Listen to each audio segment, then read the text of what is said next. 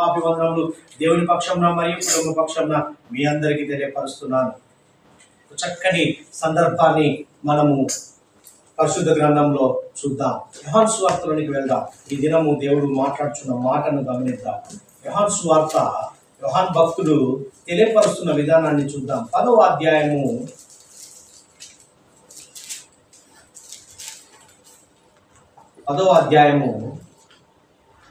33వ వచనాన్ని ఒకసారి గమనిద్దాం. అందుకు యూదులు, నీవు మనుష్యుడవై ఉండి దేవుడనని చెప్పుకొంచున్నావు గనుక దేవదూషణ చేసినందుకే నేను రాళ్లతో కొట్టుదుము గాని మంచి క్రియ చేసినందుకు కాదని ఆయనతో చెప్పి. హల్లెలూయా. ఇక్కడ చూడండి ఎంత చక్కని సందర్భము ఈ పునరుద్ధానంలో దేవుడు మనకు బయలుపరిచాడు. అందుకు యూదులు, నీవు మనుష్యుడవై ఉండి దేవుడవని చెప్పుకొనుచున్నావు గనుక దేవదూషణ చేసినందుకే. చూడండి, నేను రాళ్లతో కొట్టుదము గాని మంచి క్రియలు చేసినందుకు కాదని ఆయనతో. అంటే వాళ్ళు సంశయంలో ఉన్నారు కదా, యూదులు సంశయముతోనే కార్యాన్ని చేశారు. చూడండి అక్కడ ఏమని వ్రాయబడింది? అందుకు యూదులు, నీవు మనుష్యుడవై ఉండి దేవుడవని చెప్పుకొనుచున్నావు గనుక దేవదూషణ చేసినందుకే. అంటే ఆయన చేసిన కార్యాలను గమనించారు కానీ మనిషి చేయగలుగుతాడా ఈ కార్యము అనే ఆ జ్ఞానాన్ని వారు గ్రహించలేకపోయారు. ఇక్కడ గమనిస్తే చూడండి, ఒక అద్భుతం ఇక్కడ ఉంది. యేసుక్రీస్తు దేవుడను నేను అని చెప్పుకున్నాడని, అలా చెప్పుకోవడం వలన దేవదూషణ అని యూదులు తప్పుపట్టారు. ఎదినంశము దేవుని కృపను బట్టి యేసుక్రీస్తు దేవుడై ఉన్నాడు. ఎవరండి? యేసుక్రీస్తు దేవుడై ఉన్నాడు. ఇది సత్యము అన్నవారు ఒకసారి బిగ్గరగా హల్లెలూయా చెప్పండి. హల్లెలూయా. ఈ దినాల్లో బాగా గమనిద్దాం. ఈ రోజుల్లో, ఈ దినాల్లో మనం నడుస్తున్న ఈ సుదీర్ఘ ప్రయాణంలో గమనిస్తే చాలామంది క్రైస్తవ జీవితంలో క్రైస్తవులుగా పిలువబడుతూ విశ్వాస జీవితంలో నడుస్తున్న మనము నిజంగా యేసుక్రీస్తు దేవుడని బైబిల్లో లేదు కదా, ఆయన ఒక ప్రవక్త అని చాలామంది రకరకాలుగా నడుస్తున్నారు. చాలామంది ఏమంటారు? ఆయన తండ్రి అయిన దేవుని కుమారుడని చాలామంది అభిప్రాయపడుతూ ఉంటారు. ఒక్కొక్కరిది నిజంగా గమనిస్తే ఎవరి అభిప్రాయాలు వారి, ఒక్కొక్కరి ఉద్దేశాలు వారికి ఉండొచ్చు. కానీ పరిశుద్ధ గ్రంథము ఏమి చెబుతుందో మనం గమనించాలి. ఈ పరిశుద్ధ గ్రంథములో ఏమి బయలుపరచబడి ఉన్నదో ఒక్కసారిగా మనము గమనించినట్లయితే నిజంగా ఇక్కడ గమనిస్తే కాస్త మనం నిజంగా కొద్దిసార్లు మనము ఏదో ఒక లోపంతో ఎక్కడో ఒక చోట పొరపాటు పడుతూ ఉంటాం. కానీ ఒక్కసారిగా మనము ఓపికతో శ్రద్ధతో మనసు పెట్టి చూడగలిగితే ఒక సత్యాన్ని మనం గ్రహించగలం, ఒక సత్యాన్ని తెలుసుకోగలం. ఈ దినము గమనించండి, నిజంగా చూస్తే ఈ దినాల్లో మనం నడుస్తున్న ప్రయాణంలో కొన్ని సంస్థలు, కొన్ని సిద్ధాంతాలు, డినామినేషన్లు, బోధలు, ఇవన్నిటినీ కొంచెం పక్కకు పెట్టి ఆత్మీయ కోణంలో, ఆత్మీయ జీవితంలో ఈ ఆత్మీయ గుడితనాన్ని పక్కకు పెట్టి నీలో ఉన్నటువంటి ఆత్మ కార్యము, ఆయన ఆత్మ నీలో పనిచేయించున్నదని ఒక్కసారిగా గమనించినట్లయితే సత్యాన్ని తెలుసుకోవచ్చు. ఎందుకు ఈ మాట చెప్పడము జరుగుతుందంటే ఇక్కడ మన అంశం ఏంటంటే యేసుక్రీస్తు దేవుడై ఉన్నాడు. అయితే అందుకు యూదులు, నీవు మనుష్యుడవై ఉండి దేవుడవని చెప్పుకొనుచున్నావు గనుక దేవదూషణ చేసినందుకే నిన్ను మేము రాళ్లతో కొడుతున్నామనే మాటను ఇక్కడ మన ముందు పెట్టారు యోహాను గారు. అయితే ఇక్కడ మనం చూస్తున్నటువంటి మాట ఏంటంటే, మనము ఆత్మీయ కోణంలోనికి వెళ్ళినప్పుడు దేవుని ఏర్పాట్లో మనం తెలుసుకోవాల్సిన సత్యం ఏంటంటే, దేవుడు ఎవరు అనే విషయము పూర్తిగా మనకు అర్థమవుతుంది ఎప్పుడు ఆత్మీయ కోణంలోనికి వెళ్ళినప్పుడు. ఇక్కడ గమనిస్తే యేసుక్రీస్తు దేవుడు అనుటకు కొన్ని రుజువులు మన పరిశుద్ధ గ్రంథంలో బయటపరచబడి ఉన్నాయి. అది తెలుసుకుందాం. ఇక్కడ ఇది తెలుసుకోక ఏమవుతుందంటే, నిజంగా మనం నడుస్తున్న ఈ ప్రయాణంలో కొంతమంది విశ్వాసులు గలిబిలైపోతున్నారు. గలిబిలైపోయి వారు ఏం చేస్తున్నారంటే, ఎవరి బోధ వాళ్ళకి అయిపోతుంది. నూతనముగా దేవుణ్ణి తెలుసుకోవడానికి మరి ఆతృతపడి ఆసక్తి కలిగినటువంటి ఆ తొందరపాటులో ఉన్నటువంటి విశ్వాస జీవితానికి ఆ గలిబిలి తోడయి ఏమి చెయ్యాలో ఎలా వెళ్ళాలో అర్థం కాకున్న పరిస్థితులు ఉంటారు. అటువంటి వారిని మనం ఏం చేయాలంటే సరిచేయగలిగినటువంటి ఒక సత్యాన్ని మనం ముందు పెట్టవచ్చు. ఇక్కడ గమనిద్దాం. చూడండి, పౌలు భక్తుడు ఎఫెసీ సంఘముతో మాట్లాడుతూ ఒక చక్కని మాట రాస్తాడు. ఎఫెసీ సంఘంలో ఉన్నటువంటి విశ్వాసులకు రాస్తున్న మాటను మనకు హెచ్చరిస్తున్న విధానాన్ని ఒకసారి చూద్దాం, గమనిద్దాం. 4వ అధ్యాయంలోనికి వెళ్దాం. ఎఫెసీలో రాసిన పత్రిక 4వ అధ్యాయము 5-6 వచనాలను ఒకసారి చదువు. ప్రభువు ఒక్కడే. చదువు మంచిగా.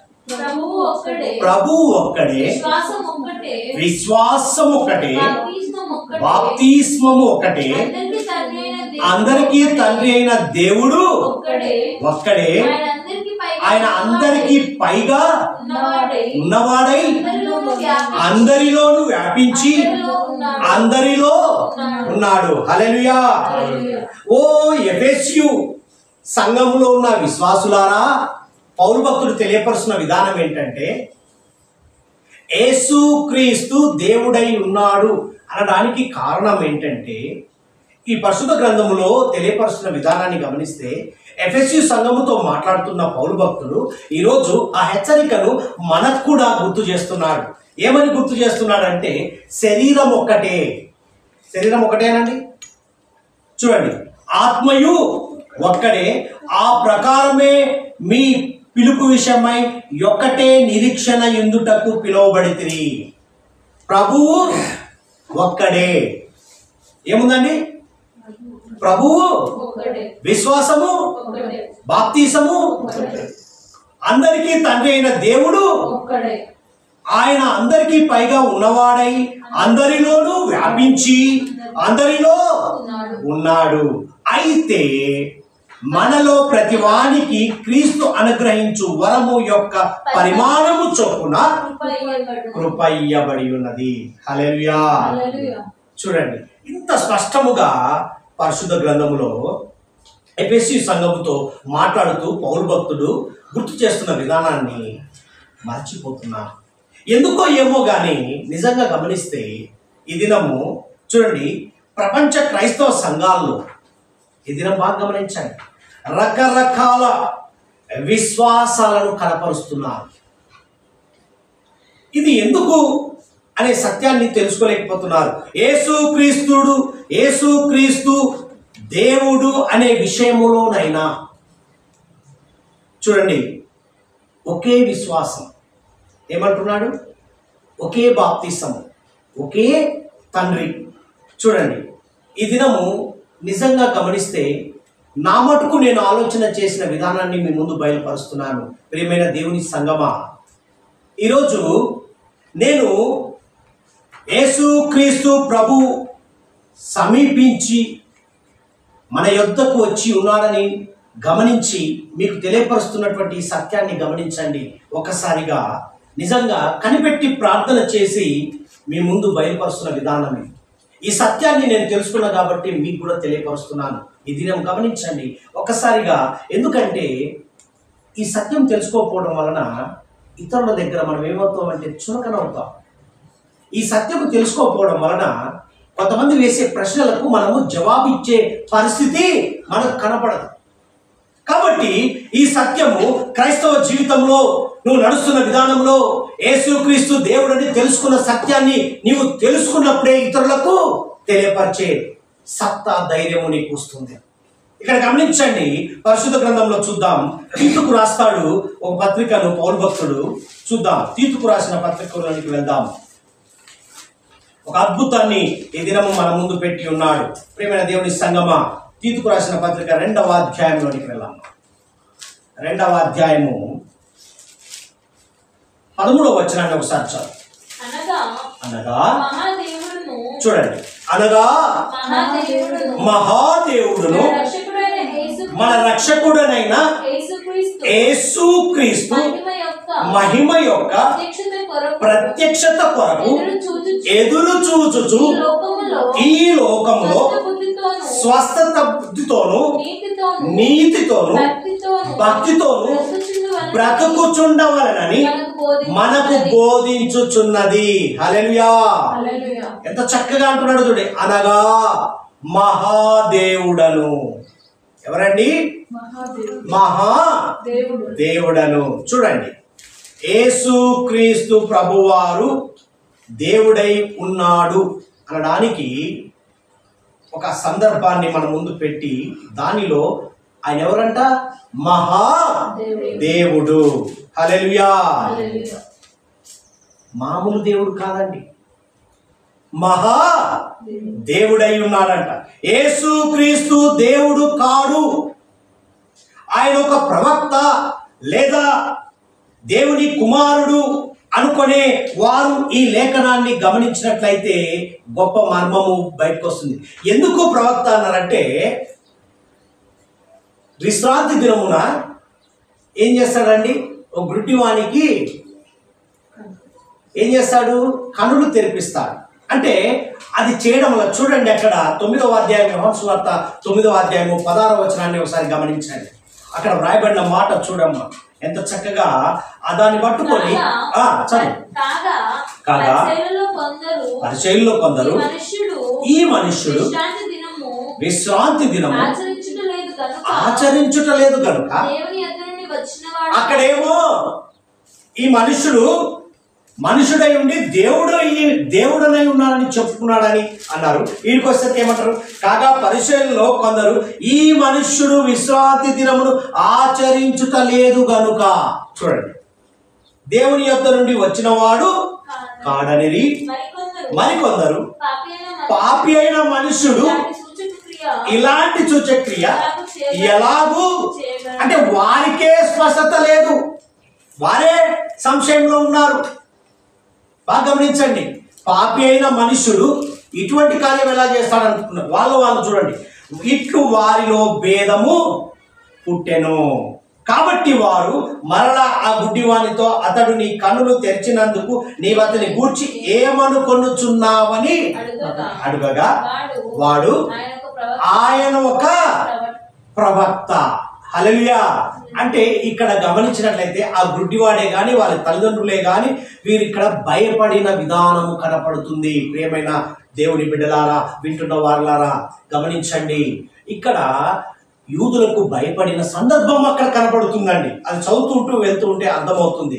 అయితే దాన్ని పట్టుకొని మనం ఏదో మాట్లాడము కాదు, కానీ ఒక సత్యాన్ని మనము తెలుసుకోవాలి. పరిశుద్ధ గ్రంథంలోనే ఈ మర్మము బయలుపరచబడి ఉన్నదనే సత్యాన్ని ఈ దినము తెలుసుకోబోతున్నాం. దేవునికి మహిమ కలుగును గాక. మహాదేవుడు ఎంత గొప్ప దేవుడు. చూడండి, ఇందులో మరి తీతుకు రాసిన పత్రికలో రాయబడిన మాటను చూస్తే మహాదేవుడు ఎంత చక్కగా రాయబడిందో చూడండి. మన రక్షకుడైన యేసుక్రీస్తు అని వ్రాయబడింది.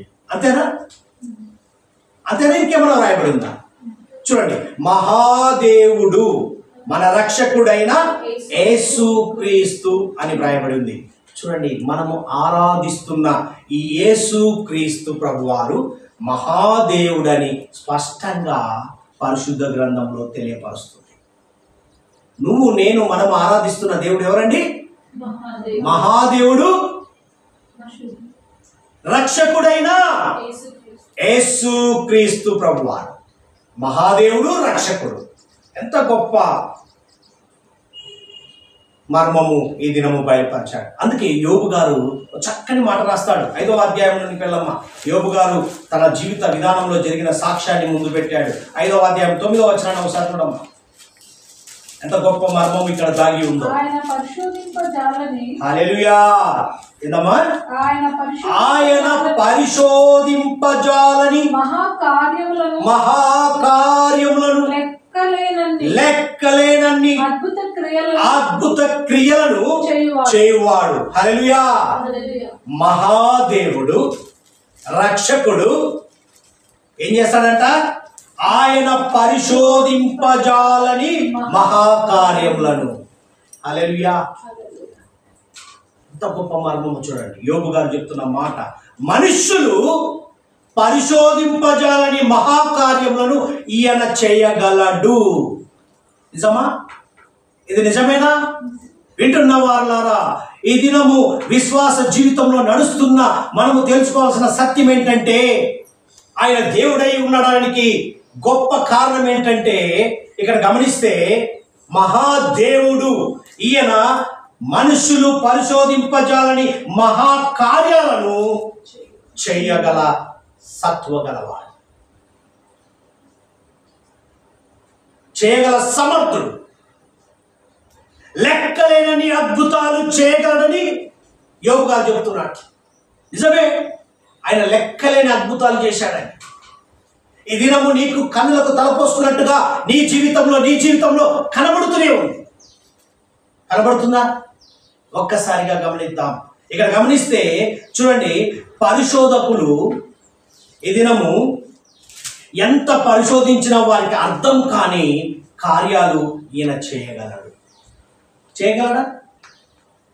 ఆయన సృష్టించిన సృష్టికర్త నియమం ప్రకారము నియమితులైనటువంటి శాస్త్రవేత్తలు చేయలేని పని చేయగల గొప్ప మహాదేవుడు. ఇక్కడ గమనిస్తే చూడండి, పరిశోధకులు అనగా భూగర్భ పరిశోధకులు రకరకాలు ఉంటారు కదా. భూగర్భ పరిశోధకులు, అంతరిక్ష పరిశోధకులు, సముద్ర జలాల పరిశోధకులు, జంతు పరిశోధకులు, ఖగోళ పరిశోధకులు, ఇలా చెప్పుకుంటూ పోతుంటే బాగా గమనిస్తే ప్రతి విషయాన్ని పరిశోధించే, అందులోని రహస్యాలను కనుగొనే వారి మేధస్సుకు బాగా గమనించండి. వారి మేధస్సుకు అందనంత మహాకార్యాలు ఈ మహాదేవుడు చేయగలడు. హల్లెలూయా. ఎంత గొప్ప సత్యాన్ని బయలుపరచాడు చూడండి యోబు గారు. అందుకే అంటాడు కదా, ఏమంటున్నాడు ఇక్కడ 5:9 చూడమ్మా. ఏమంటాడు? ఆయన పరిశోధింపజాలని మహాకార్యములను లెక్కలేనన్ని అద్భుత క్రియలను. మనుషునికి అది అసాధ్యమే, కానీ ఆయనకు సాధ్యము.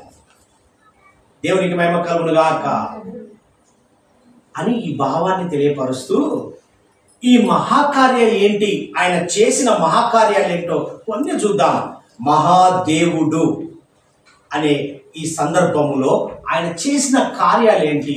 మరి ఈయన యేసుక్రీస్తు దేవుడై ఉన్నాడు అనే దానికి మహాదేవుడు అనే సందర్భాన్ని తీతు గారు తీసుకొచ్చారు కదా. ఆ తీతుకు లేఖ రాశాడు పౌలు గారు. మరి ఆ రక్షకుణ్ణి కలిగి ఉన్నాం కాబట్టి మనము ఏ విధంగా జీవించాలో జీవించే విధానాన్ని తెలియపరుస్తూ ఈ సత్యాన్ని తెలుసుకోమంటున్నాడు. అయితే ఈ గమనిద్దాం, మొదటిగా చూద్దాం, మహాదేవుడు దానికి గల ఒక అద్భుతాలను బయలుపరుస్తున్నాడు. చూద్దాం, కీర్తనకారుడు ఏమంటున్నాడో చూద్దామండి. కీర్తనకారుడు 74వ కీర్తనలోనికి వెళ్దాం. మొదటిది చూద్దాం. 74వ కీర్తన 12వ వచనాన్ని ఒకసారి గమనించు. ఏమంటున్నాడు? పురాతన కాలము మొదలుకొని దేవుడు నా రాజయ్యున్నాడు, దేశములో మహారక్షణ కలగజేయువాడు. మహాదేవుడు చేసే లక్షణం ఏంటండి? ఏం చేస్తున్నాడు? మహారక్షణ కలగజేయువాడు ఆయనే. దేశములు అంట. బాగా గమనించారా? మొదటిగా మహాదేవుడికి ఉన్నటువంటి లక్షణం ఏంటండి? మొదటిగా మహారక్షణ కలగజేస్తాడు. నిజమే. ఇక్కడ నీ కూర్చొని ఉన్నావు, వింటున్నావు. నీ కుటుంబం వరకు ఆలోచన చెయ్యి, నీ బంధువర్గం గురించి ఆలోచన చెయ్యి. ఒక్కసారిగా చూడు, నువ్వు ఆయనతో నడుస్తున్న విధానంలో నువ్వు క్షేమము. నీ కుటుంబం క్షేమమా? అంటే నీకు రక్షణ కల్పిస్తున్నాడా లేదా? నీవు ఆయన అనుసరించుతున్నప్పుడు నీ కార్యాలను ఆయన చేస్తాడు. అందుకే అంటాడు కీర్తనకారుడు 27వ కీర్తనలో రాయబడిన మాట, మొట్టమొదటి వచనాన్ని చూడమ్మా. మొదటి వచనంలో రాయబడిన మాట ఒకసారి గమనించు. యెహోవా నాకు వెలుగును రక్షణై ఉన్నాడు, నేను ఎవరికి? హల్లెలూయా. ఆయన ఎలా ఉన్నాడండి? వెలుగై ఉన్నాడు, రక్షణై ఉన్నాడు. కాబట్టి నేను ఎవరికి భయపడనక్కర్లేదంటున్నాడు. ప్రియమైన దేవుని బిడ్డలారా, ప్రవక్త గారు, యెషయా ప్రవక్త గారు చూడండి, ఈ మాటకు రాస్తున్న మాటను గమనిద్దాం. 12వ అధ్యాయంలో 2వ వచనాన్ని చూసినట్లయితే, ఇదిగో నా రక్షణకు కారణభూతుడగు దేవుడు. ఏమంటున్నానండి? ఇదిగో నా రక్షణకు కారణభూతుడగు. అంటే నీ రక్షణకు కారణం ఎవరు? మహాదేవుడై ఉన్నాడు. మహాదేవుడు యేసుక్రీస్తు ప్రభువు. నీ రక్షణకు కారణభూతుడగు దేవుడు, నేను భయపడక ఆయనను నమ్ముకొనుచున్నాను. గలిబిలి అవుతున్నటువంటి విశ్వాస జీవితంలో నడుస్తున్న ప్రియ దేవుని సొత్తైన ప్రజలారా, ఈ దినము విశ్వాసపూరితంలో ఉంటూ కూడా నీవు కూడా గలిబిలిగా ఉంటున్నావేమో. ఈ దినము దేవుడు మాట్లాడుతున్న మాటను గమనిస్తే ఏమంటున్నాడంటే, ఇదిగో నా రక్షణ కారణభూతుడకు దేవుడు, నేను భయపడక ఆయన నమ్ముకొనుచున్నాను. యెహోవా యెహోవాయే నాకు బలము, ఆయనే నా కీర్తనాస్పాదము, ఆయన నాకు రక్షణాధారమాయను. ఎంత చక్కగా రాస్తున్నాడు చూడండి. ఆయన ఎవరండి? రక్షణ ఆధారమయ్యాడు. ఈరోజు ఆయన రక్షణ ఆధారం మనకు లేకపోతే జీవిస్తామా? జీవించలేము. ప్రియ దేవుని బిడ్డలారా, అదే 25వ అధ్యాయంలో రాస్తాడు ప్రవక్త గారు. చూడండి 8-9 వచనాలు చదవమా. మరెన్నడూ ఉండకుండా మరణమును ఆయన మృంగివేయును. ప్రభు అయిన యెహోవా ప్రతి వాని ముఖము మీద బాష్ప బిందువులను, హల్లెలూయా, దేవునికి మహిమ కలుగును గాక, భూమి మీద నుండి తన జనుల నిందను తీసి. మహాదేవుని కార్యాలు ఎలా ఉన్నాయో చూడండి. మహారక్షణ కలగజేస్తూ నీకంట కన్నీటి బాష్ప బిందువు. అంటే నీ కన్నీరును, ఏ కన్నీరు? నువ్వు వ్యాకులంతో నిరుత్సాహంతో కారుస్తున్నటువంటి కన్నీరును ఇక తుడిచి వేస్తాను అంటున్నాడు. ఎందుకు? రక్షణకు కారణభూతుడగు దేవుడు తోడుగా ఉన్నాడు. అందుకే అంటున్నాడు చూడండి, ఇలాగ జరుగునని యెహోవా ఆ దినమున జనులు ఇలాగునందురు, ఇదిగో మనల్ని రక్షించునని మనము కనిపెట్టుకొని ఉన్న మన దేవుడు, మనము కనిపెట్టుకొనిన యెహోవా ఈయనే. ఆయన రక్షణ బట్టి సంతోషించి ఇశ్రాయేలు ప్రజలు చెప్పుకున్న రీతిగా మనము చెప్పుకుందుముగాక. మారిన ఇశ్రాయేలుగా. ఎవరిలాగా? మారిన ఇశ్రాయేలు జీవితంలో అనుభవిస్తున్నప్పుడే ఈ మాట మనం పలుకుదుముగాక. ప్రియమైన దేవుని బిడ్డలారా, ఆయన రక్షణ, మహారక్షణ కలగజేస్తాడు. మహాదేవుడు. తెలుసుకోవాలి ఈ సత్యాన్ని. ఆయన దేవుడై ఉన్నాడా? దేవుడై ఉన్నాడే, కానీ మహాదేవుడిగా నీకు రక్షణ కలగజేసే దేవుడిగా నీ ముందు నిలబడి ఉన్నాడు. దేవునికి మహిమ కలుగును గాక. రెండవది చూద్దాం. 95వ కీర్తనలో వ్రాయబడిన మాట చూడమ్మా. 95వ కీర్తనలో చూడండి ఎంత చక్కగా 3వ వచనాన్ని చదువు.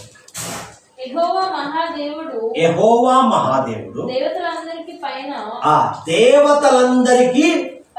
పైన మహత్యము గల మహారాజు. ఎవరండి? దేవతలందరికంటే పైనున్నవాడు. రెండవది ఏంటండి? మహాదేవునికి ఉన్నటువంటి లక్షణము దేవతలందరికంటే పైనున్నవాడు. ఈ మాటకు కీర్తనకారుడు 130వ కీర్తనలో వ్రాయబడిన మాట చూడమ్మా, 6-7 వచనాలు. ఆకాశమందును చూడండి, బాగా చక్కగా ఎంత మర్మం ఇక్కడ ఉందో చూడండి. ఆకాశమందును భూమి అందును సముద్రముల యందును మహాసముద్రముల అన్నిటి అందును ఆయన మనకిష్టమైనదంతయు జరిగించువాడు. భూదిగంతముల నుండి ఆవిరి లేవజేయువాడు ఆయనే. వాన కురియునట్లు మెరుపు పుట్టించువాడు ఆయనే. తన నిధులలో నుండి గాలిని ఆయన బయలు వెళ్ళజేయును. హల్లెలూయా. దేవతలందరికంటే పైనున్నవాడు చేసే కార్యం ఏంటంటే ఆకాశమందును భూమి యందును సముద్రముల యందును మహాసముద్రములన్నిటి యందును ఆయన తనకిష్టమైనదంతయు జరిగించువాడు. చూసారా, భూదిగంతముల నుండి ఆవిరి లేవజేయువాడు ఆయనే. వాన కురియునట్లు మెరుపు పుట్టించువాడు ఆయనే. తన నిధులలో నుండి గాలిని ఆయన బయలు వెళ్ళజేయును. చూసారా, అందరికంటే పైన ఉన్నవాడు చేసే కార్యం. అదే 103వ కీర్తనలో 19వ వచనంలో రాయబడిన మాటను చూడండి. 103:19 యెహోవా ఆకాశమందు తన సింహాసనమును స్థిరపరచి ఉన్నాడు. ఆయన అన్నిటి మీద రాజ్య పరిపాలన అన్నిటి మీద. చూడండి, దేవతలందరికంటే పైన ఉన్నవాడు చేసే కార్యం ఏంటంటే, చూసారా ఇక్కడ యెహోవా ఆకాశమందు తన సింహాసనమును స్థిరపరచి ఉన్నాడు. ఆ సింహాసనాన్ని ఎవరు కూడా కదిలించలేరు. చూడండి ఏమంటున్నాడు, ఆయన అన్నిటి మీద రాజ్య పరిపాలన ఆయన పరిపాలన చేయించున్నాడు. కాబట్టి మనము క్షేమకరమైన అభివృద్ధిలో ఉన్నాము. దేవునికి మహిమ కలుగును గాక. మూడవది చూద్దామా, 2 చూపించాడు. ఏమేమి చూపించాడండి? మహారక్షణ, తర్వాత దేవతలందరికంటే పైనున్నవాడు, మహాదేవుని లక్షణం. అటువంటి మహాదేవుని మనము కలిగి ఉన్నాం. దేవునికి మహిమ కలుగును గాక. దానియేలు గారు రాస్తారు, చూడండి దానియేలు గ్రంథంలోనికి వెళ్ళమ్మా, 2వ అధ్యాయం 45వ వచనాన్ని ఒకసారి చూడండి. 2:45లో రాయబడిన మాటను చూడండి. చేతి సహాయము లేక పర్వతము నుండి తీయబడిన ఆ రాయి ఇనుమును ఇత్తడిని వెండిని బంగారమును పగలగొట్టగా తమరు చూస్తే ఇందువలన మహాదేవుడు ముందు జరగబోవు సంగతి ఇక్కడ రాజుకు తెలియపరుస్తున్న కళాభావం. ఇక్కడ గమనించండి, ఏమంటున్నాడు? ముందు జరగబోవు సంగతి రాజునకు తెలియజేయుచున్నాడు. కళ నిశ్చయము దాని భావం నమ్మదగినని దానియేలు రాజుతో చెప్పాడు. ఈ మహాదేవుని లక్షణం ఏంటో తెలుసా? జరగబోవు సంగతులను తెలియజేయువాడు. జరగబోవు సంగతులను నీ కనుల ముందు తెలియపరిచే గొప్ప దేవుడు. ఏమంటున్నాడు ఇక్కడ? మూడవది, జరగబోవు సంగతులను తెలియజేస్తాడు. దానికి దానియేలు గారు 2వ అధ్యాయంలో 22వ వచనంలో రాయబడిన మాటను ఒకసారి చూడమ్మా. 22వ వచనం, ఆయన మరుగు మాటలను మర్మములను బయలుపరచును. ఏం చేస్తారట? మరుగు మాటలను మర్మములను బయలుపరచును. అంధకారంలోని సంగతులను ఆయనకు తెలియను. వెలుగు యొక్క నివాస స్థలము ఆయన యొద్ద ఉన్నది. హల్లెలూయా. అన్ని ఆయన దగ్గర ఉన్నాయి. జరగబోయే మర్మము నీ కనుల ముందు తెలియపరుస్తాడు. ఇంత గొప్ప దేవుడు. అందుకే పౌలు భక్తుడు ఎఫెసీ సంఘంతో చెప్తాడు, గుర్తు చేస్తాడు. ఎఫెసీ సంఘంలోని విశ్వాసాలకు తెలియపరుస్తున్న మాట చూడండి. ఎఫెసీలకు రాసిన పత్రిక 1వ అధ్యాయం 9-10 వచనాలు చదవమ్మా. ఎఫెసీలకు రాసిన పత్రిక, కాలము సంపూర్ణమైనప్పుడు చూడండి, జరగవలసిన ఏర్పాటును బట్టి ఆయన తన దయా సంకల్పము చొప్పున తన చిత్తమును కూర్చిన మర్మమును మనకు తెలియజేసి మనకు సంపూర్ణమైన జ్ఞాన వివేచన కలుగుటకు ఆయన కృపను మన ఎడల విస్తరింపజేసెను. హల్లెలూయా. ఈ సంకల్పం బట్టి ఆయన పరలోకంలో ఉన్నవే గాని భూమి మీద ఉన్నవే గాని సమస్తమును క్రీస్తునందు ఏకముగా సమకూర్చమని తనలో తాను హల్లెలూయా.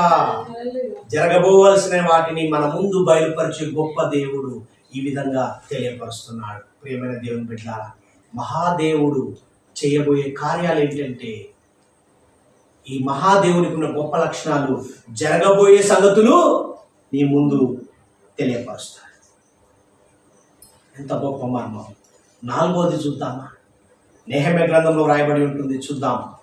12వ అధ్యాయం 43వ వచనానికి వెళ్ళమ్మా. నెహెమ్యా 12:43లో ఎంత గొప్ప మర్మము ఇక్కడ రాయబడి ఉందో. మరియు దేవుడు తమకు మహానందము కలగజేసినని ఆ దినమున వారు గొప్ప బలులు అర్పించి సంతోషించిరి. వారి భార్యలు పిల్లలు కూడా సంతోషించిరి. అందువలన యెరూషలేములో పుట్టిన ఆనందధ్వని బహు దూరమునకు. మందిర విషయంలో అక్కడ కార్యాలు జరిగాయి, చూసారా? మరియు దేవుడు తమకు మహా ఆనందము కలగజేశాడు. ఈ దినము మహాదేవుడు చేసే కార్యం ఏంటంటే మహా ఆనందము. పేజ్ నంబర్ 412 బాగా గమనించండి. మహాదేవుడు చేసే కార్యం ఏంటండి? మహా ఆనందము కలగజేస్తాడు నీ నా మన జీవితంలో. ఆనందం లేకపోతే ఎలా ఉంటాం? ఇట్లా ఇట్లా నీరసించిపోయి, పక్కడు సంతోషిస్తుంటే నీకేమో ఆడుకున్న సంతోషం నాకు లేదే అని మనం పెడతాం. కానీ ఆయన వైపు చూస్తేనంట మహా ఆనందము కలగజేస్తాడు. కీర్తనకారుడు రాస్తాడు చూడండి, 126వ కీర్తనలో మహా ఆనందం గురించి రాయబడిన మాటను చూద్దాం. 2-3 వచనాలు చదవమ్మా. 126 చూడండి.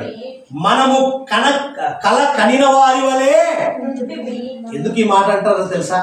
నీ జీవితంలో ఒక సంఘటన జరిగినప్పుడు, అద్భుతం జరిగినప్పుడు అనుకుంటావు, నేను ఊహించలేదండి, అసలు ఏంది ఇది అనుకుంటావు కదా. ఇక్కడ కూడా ఏమంటే మనము కల కనిన వారి వలే నుంటిమి.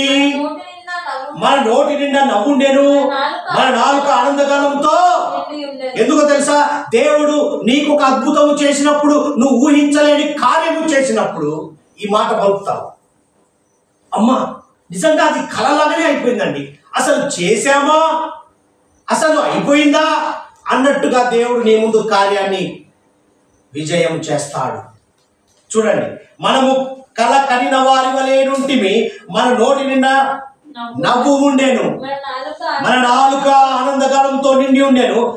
అప్పుడు యెహోవా వీరి కొరకు గొప్ప కార్యము చేసనని అన్యజనులు చెప్పుకొనిరి. హల్లెలూయా. ఇతరులు సాక్ష్యం చెప్పేటట్టుగా దేవుడు నీ పట్ల కార్యము చూపిస్తాడు. నా దేవుడు. ప్రియ సహోదరి సహోదరుడా, మన జీవితంలో మహా ఆనందము కలగజేస్తానని వాగ్దానము చేస్తున్నాడు వాగ్దాన పుత్రుడు. 4వది ఏంటండి? మహా ఆనందము కలగజేస్తాడు. యెషయా ప్రవక్త రాస్తాడు 61వ అధ్యాయంలో చూడండి, 10వ వచనంలో చూడమ్మా. 61:10లో రాయబడిన మాటను చూస్తే, శృంగారమైన పాగ ధరించుకున్న పెళ్లి కుమారుని రీతిగాను, ఆభరణములతో అలంకరించుకున్న పెళ్లి కుమార్తె రీతిగాను ఆయన రక్షణ వస్త్రములు నాకు ధరింపజేసి ఉన్నాడు, నీతి అని పైబట్టు నాకు ధరింపజేసి ఉన్నాడు. కాగా యెహోవాను బట్టి మహానందముతో నేను ఆనందించుచున్నాను. ఇక్కడ గమనించారా? పెళ్లి కుమారుడు పెళ్లి కుమార్తె ఏ విధంగా ఆనందంగా ఉంటారో, నిజంగా ఆనందంగా ఉంటారు కదా. క్షణాల్లో మేమిద్దరం ఒకటైతాం, మేము భార్య భర్తలము, ఎంతో సంతోషమైన జీవితంలోకి వెళ్తామని వారెంతగా ఆనందిస్తారు. అంత ఆనందము ఏమంటున్నాడు ఇక్కడ? కాగా యెహోవాను బట్టి మహానందముతో నేను ఆనందించుచున్నాను. ఈరోజు ఆ విధంగా ఆనందించుదుగా. ప్రేమైన దేవుని బిడ్డలారా, 4 సందర్భాలు మహాదేవుని లక్షణాలు మన ముందు పెట్టాయి. 5వ సందర్భాన్ని చూద్దాం. ద్వితీయోపదేశ కాండంలోనికి వెళ్దాం. ఇశ్రాయేలు ప్రజలను ఉద్దేశించి మాట్లాడతాడు. అక్కడ మరి ఎంత గొప్పగా మాట్లాడతాడో చూడండి. 7వ అధ్యాయం 21వ వచనంలోనికి వెళ్దాం. 7:21 రాయబడిన మాటను చూడండి. వారిని చూచి జడియవద్దు. నీ దేవుడైన యెహోవా నీ మధ్యనున్నాడు. ఆయన భయంకరుడైన మహాదేవుడు. హల్లెలూయా. ఏంటండి ఈ మాట ఎంత చక్కగా ఉంది. ఈ మాట వింటున్నప్పుడు మన శరీరము మీద ఉన్నట్టు రోమాలు నిక్కపొడుచుకుంటా కనపడుతున్నాయి. ఎందుకో తెలుసా? వారిని చూచి జడియవద్దు. నీ దేవుడైన యెహోవా నీ మధ్య ఉన్నాడు.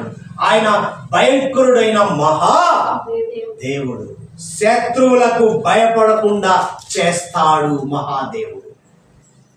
ఇశ్రాయేలు ప్రజలకు చెప్తున్నాడు. ఈరోజు వింటున్న మనకు కూడా చెప్తున్న మాట, శత్రువులకు భయపడకుండా చేస్తాను. హల్లెలూయా. నిర్గమకాండంలోకి వెళ్ళాం. 14వ అధ్యాయము 12వ వచనం చదువు.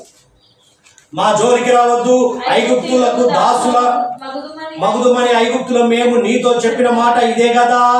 మేము ఈ అరణ్యమందు చచ్చుట కంటే ఐగుప్తులకు దాసుల మొగుటయే మేలని చెప్పి.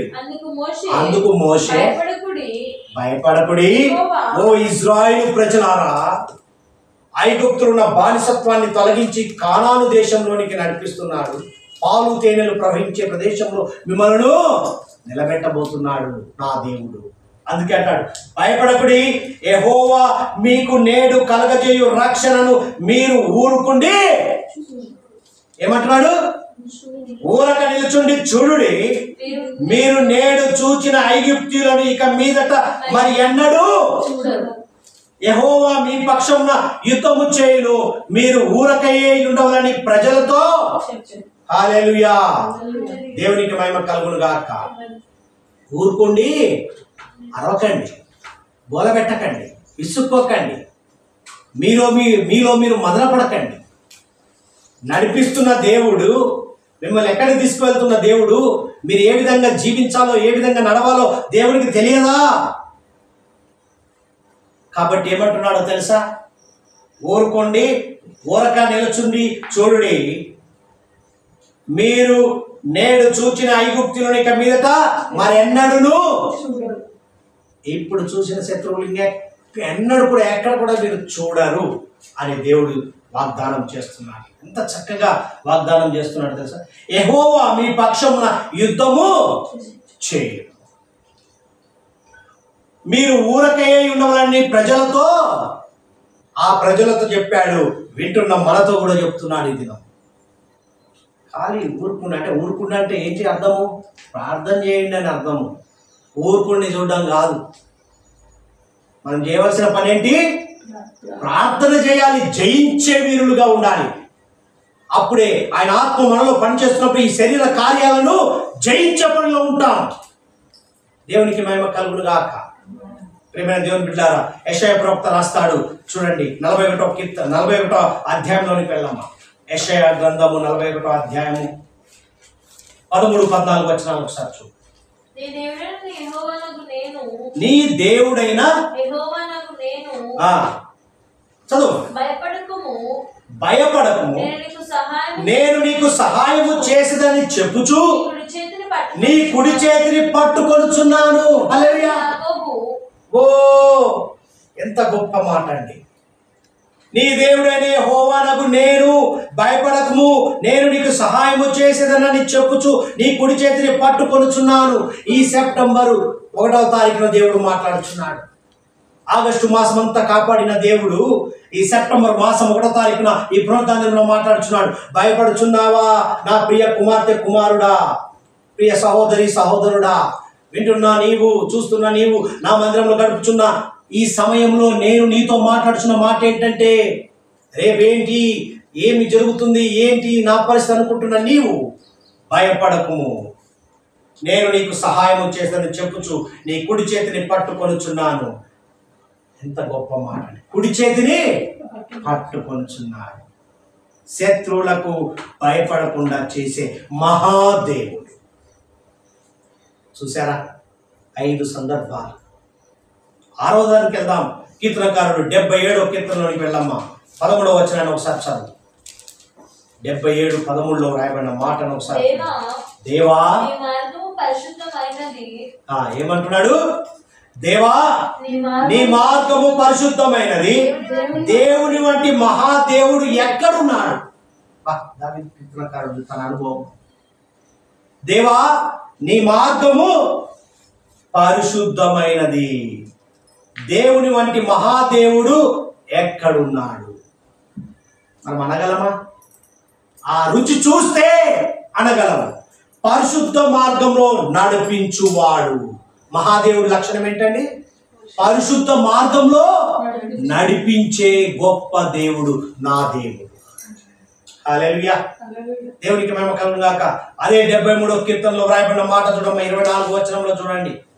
73వ కీర్తన 24వ వచనంలో, నీ ఆలోచన చేత నన్ను నడిపించదవు, తర్వాత మహిమలో నీవు నన్ను చేర్చుకుందువు. ఆయన ఆలోచన అంటే నీ ఆలోచన ఆయన ఆలోచనకు జోడుగా ఉండాలి. నీ తలంపు ఆయన తలంపుకు జోడుగా ఉన్నప్పుడే కార్యాలు చూడగలవు. ఏమంటున్నాడు ఇక్కడ? నీ ఆలోచన చేత నన్ను నడిపించదవు, తర్వాత మహిమలో నీవు నన్ను చేర్చుకుందువు. దావీదు కీర్తనకారుడు తన అనుభవంలో నేర్చుకున్న విధానాన్ని మన ముందు పెట్టాడు. ఈరోజు నీవు కూడా ఆ విధానం నేర్చుకొని ఈ గొప్ప సాక్ష్యాన్ని ఇతరులకు తెలియపరిచి నశించిపోతున్న వారి మధ్యలో ఈ మాట చెప్పినప్పుడే వారు దేవుని వైపు చూడగలరు. ప్రియ సహోదరి సహోదరుల, పరిశుద్ధ మార్గంలో నడిపించే మహాదేవుని కలిగి ఉన్నావా? ఈ దినం కలిగి ఉన్నావా? నీ జీవితం ఆశీర్వాదంలోనికి వెళ్తుంది. చూడండి 145వ కీర్తనలోనికి వెళ్ళమ్మా.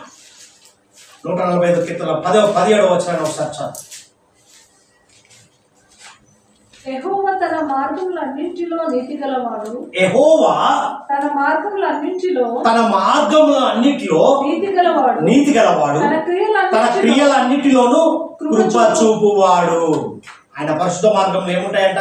తన మార్గములన్నిటిలో నీతి యథార్థత కనపడుతుంది. తన క్రియలన్నిటిలో కృప చూపువాడు. నీ క్రియలన్నిటిలో ఆయన కృప విస్తరింపబడును కాక.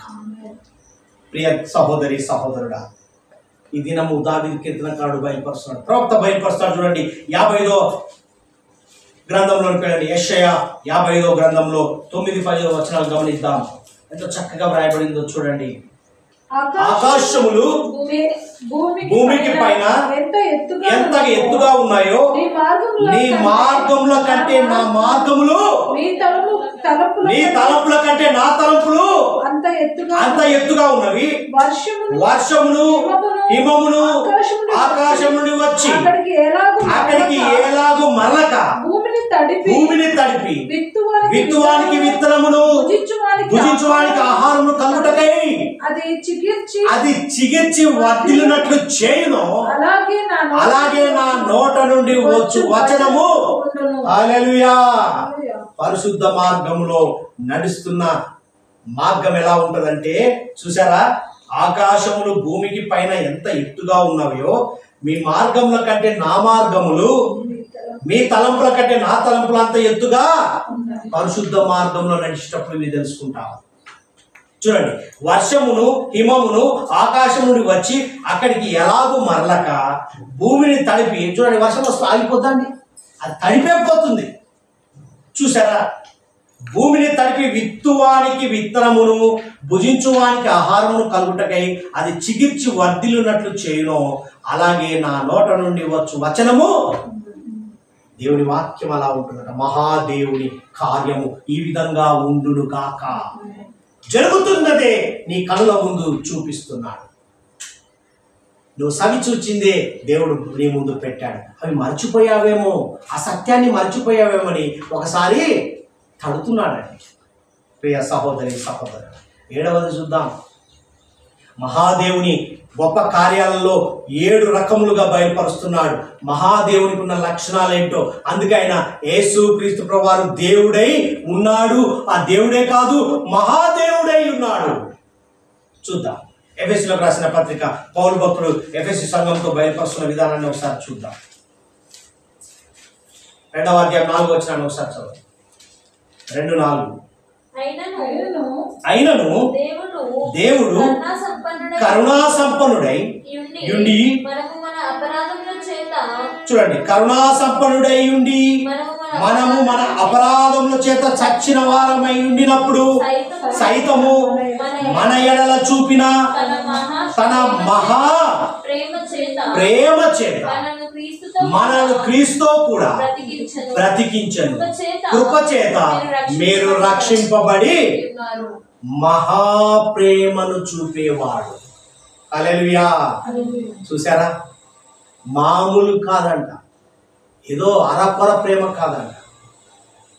మనం కదా కొంచెం ప్రేమ చూపిస్తాం, కొంచెంసేపు నటన, కొంచెంసేపు మహా ప్రేమను చూపేవాడు. ఇర్మియా అంటాడు, ఇర్మియా ప్రవక్తకు బయలుపరచబడిన విధానాన్ని చూస్తే ఎంత చక్కగా రాస్తాడో చూడండి. 31వ అధ్యాయము 3వ వచనాన్ని ఒకసారి చూడండి. ఇర్మియా గ్రంథము. హల్లెలూయా. చాలా కాలము క్రిందట యెహోవా నాకు ప్రత్యక్షమై ఇట్లా నేను శాశ్వతమైన ప్రేమతో నేను నిన్ను ప్రేమించుచున్నాను గనుక విడువక నీ ఎడల కృప చూపుచున్నాను. హల్లెలూయా. ఇర్మియాతో మాట్లాడినట్టుగా మనతో మాట్లాడును గాక. ప్రియ సహోదరి సహోదరుడా, చాలా కాలం క్రిందట యెహోవా నాకు ప్రత్యక్షమై ఇట్లా నేను శాశ్వతమైన ప్రేమతో నేను నిన్ను, మామూలు ప్రేమ కాదండి, స్థిరమైన ప్రేమతో,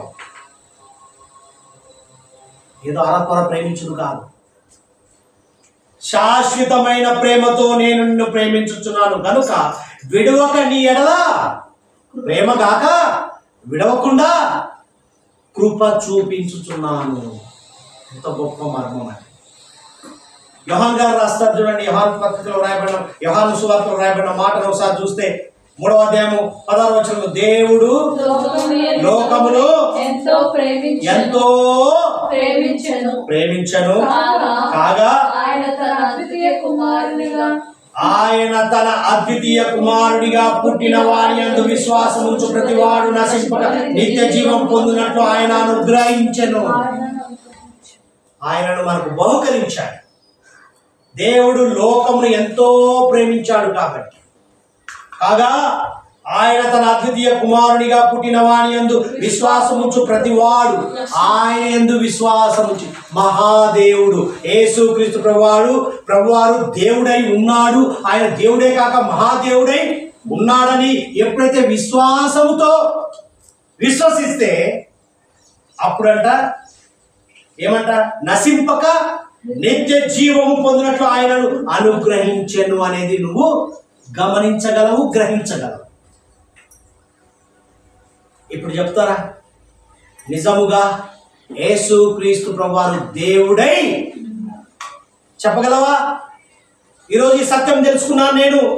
యేసుక్రీస్తు ప్రభువారు నిజ దేవుడు, దేవుడై ఉన్నాడు కానీ మహాదేవుడై ఉన్నాడు అనే సత్యాన్ని ఈరోజు నేను తెలుసుకున్నాను. ఒక విశ్వాసిగా, ఒక క్రైస్తవునిగా, దేవునితో నడుస్తున్న విధానంలో ఆయన ఆత్మ నాలో పనిచేస్తున్నది కాబట్టి నేను ఈ సత్యాన్ని చెప్పగలను అనే ధైర్యము నీలో ఉందా? ఉన్నట్లయితే ఒక్కసారి బిగ్గరగా హల్లెలూయా చెప్పు. హల్లెలూయా. అందుకే యోహాను 16లో రాయబడిన మాటను చూడండి. 27వ వచనంలో 16-27లో రాయబడిన మాటను ఒకసారి చూడండి. ఏమంటున్నాడు అక్కడ? మీరు నన్ను ప్రేమించి నేను దేవుని యొద్ద నుండి బయలుదేరి వచ్చునని నమ్మితిని కనుక తండ్రి తానే మిమ్మును ప్రేమించు. ఏమంటున్నాడు ఇక్కడ? ఇది బాగా మనం వినాల్సిన సత్యము, గ్రహించాల్సిన సత్యం.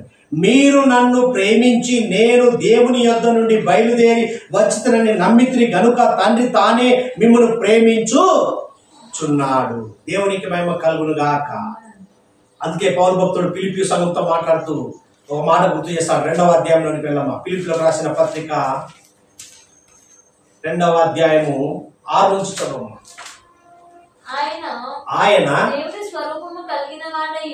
హల్లెలూయా. చూడండి, బాగా గొప్ప మర్మం ఇక్కడ వ్రాయబడి ఉంది.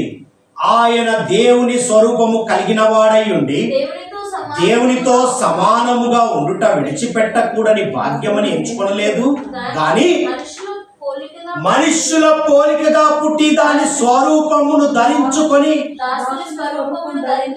చూడండి, మనుష్యుల వలె పోలికగా పుట్టి దాసుని స్వరూపము ధరించుకొని తను తానే రిక్తునిగా చేసుకొని, మరియు ఆయన ఆకారము దేవుడు ఎలా ఉన్నాడు? మనుష్యుడిగా కనబడి మరణము పొందినంతగా, అనగా శిలువ మరణము పొందినంతగా విధేయత చూపిన వాడై తను తాను తగ్గించుకొనెను. అందుచేతనే పరలోకమందున్న వారిలో గాని, భూమి మీద ఉన్న వారిలో గాని, భూమి క్రింద ఉన్న వారిలో గాని ప్రతి వాని మోకాలు యేసు నామమున వంగునట్లు ప్రతి నాలుకయు తండ్రి అయిన దేవుని మహిమాత్మై యేసుక్రీస్తు ప్రభువుని ఒప్పుకొనున్నట్లు దేవుడు ఆయన అధికముగా హెచ్చించి ప్రతి నామమునకు పైనామము ఆయనకు అనుగ్రహించెను. ఇది సత్యము. కనుక ఈయన మహాదేవుడై ఉన్నాడు. ఓ ఫిలిప్పీ సంఘమా, ఈ సత్యము తెలుసుకో. ఫిలిప్పీలో సంఘంలో ఉన్న విశ్వాసులారా, ఈ సంఘంలో ఉన్న విశ్వాసులారా, వింటున్న విశ్వాసంలో గలిబిలి అవుతున్న విశ్వాసులారా, విశ్వాస జీవితంలో యేసుక్రీస్తు ప్రభువారు దేవుడై ఉన్నాడు, ఇది నిజమే అని విశ్వాసముతో ఒక్కసారిగా ఆయన తలంపు కలిగి ఆయన జ్ఞానముతోనూ ఒక్కసారిగా ఆలోచన చేస్తే ఈ మహాదేవుడు నీకు కలిగి ఉన్నాడని ఈ రోజు నువ్వు తెలుసుకోబోతున్నావు. తెలుసుకొని ఈ సత్యాన్ని ఇతరులకు తెలియపరచబోతున్నావు. దేవునికి మహిమ కలుగును గాక. ఎంత గొప్ప మర్మాన్ని. అందుకే ఏమన్నాడు ఇక్కడ తీతుకు రాసిన పత్రికలో రాయబడిన మాట, మొదటిగా రాయబడిన మాట ఏంటమ్మా? ఏమన్నాడు? అనగా మహాదేవుడును మన రక్షకుడైన యేసుక్రీస్తు మహిమ యొక్క ప్రత్యక్షత కొరకు ఎదురు చూచుచు ఈ లోకములో, చూడు, ఆయన ప్రత్యక్షత కొరకు ఎదురు చూచే వారులారా. హెబ్రీయులకు రాసిన పత్రిక 12వ అధ్యాయము 1-2 వచనాల్లో మరి పౌలు భక్తుడు హెబ్రీ సంఘంతో మాట్లాడతాడు. ఇంత గొప్ప సాక్షి సమూహమును మేఘము వలె మనల్ని ఆవరించి ఉన్నందున మనము కూడా ప్రతి భారమును సులువుగా చిక్కులో పెట్టు పాపమును విడిచిపెట్టి విశ్వాసమునకు కర్తయు దాన్ని కొనసాగించువాడునైన యేసు వైపు చూచుచు. ఆయన ప్రత్యక్షత కొరకు ఎదురు చూచేవారు ఆయన వైపు చూచుచు. మన ఎదుట ఉంచబడిన పందెములో ఓపికతో పరిగెత్తే వారిగా మనం ఉండాలి. అప్పుడే ఈ మహాదేవుణ్ణి గుర్తించగలవు. ప్రియ సహోదరి సహోదరుడా, యేసుక్రీస్తు ప్రభువారు దేవుడు, కానీ మహాదేవుడు మనకు తోడుగా ఉన్నాడు. ఈ మహాదేవుడు లక్షణాలు 7 రకములుగా బయలుపరిచి ఆయన రుజువుని ముందు తెలియపరిచి ఆయన మహాదేవునిగా పిలువబడ్డాడు. ఈ సత్యము తెలుసుకున్నావు. దేవా, ఈ సత్యము నాకు తెలిపినందుకు నీకు వందనాలయ్యా, ఈ మర్మము నాకు బయలుపరిచినందుకు నీకు వందనాలని చెప్పి ఆయన ఆరాధించే పనిలో ఉన్నావు. యేసుక్రీస్తు దేవుడై ఉన్నాడు, కానీ మహాదేవుడిగా పిలువబడి మహాదేవుని లక్షణాలను మన ముందు బయలుపరిచాడు. దేవునికి మహిమ కలుగును గాక. దేవుడి వాక్యాన్ని దీవించి మన హృదయాల్లో భద్రపరచును గాక.